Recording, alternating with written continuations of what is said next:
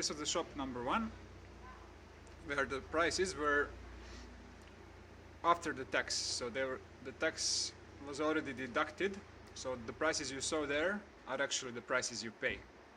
Here you can see also they have some other rules, like you need to take 1.5 meters distance at least, and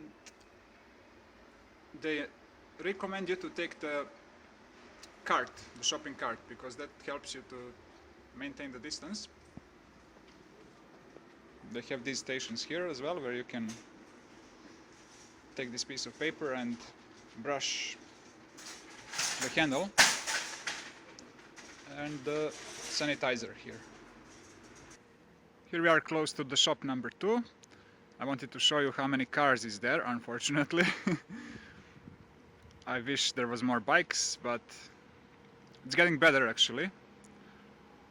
When I was here 3 years ago, there was much less bicycles. Usually in front of the shops you have also the railways where you can lock your bike, which is a really good thing. So I always suggest you take the bike better. Nürburgring is having a little bit of problems with Luftverschmutzung, or air pollution, especially in the winter, so don't be a part of it.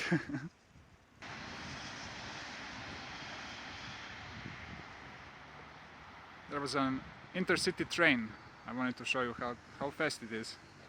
This is a really cool thing in Germany. They're really quick, but they're also expensive. And as I mentioned, air pollution, one of the worst cities would be Stuttgart for air pollution in Germany. Nürburgring is not that bad compared to Stuttgart, but still that's something to work on in the future, because unfortunately there's more than 10,000 people that die per year in Germany due to the air pollution.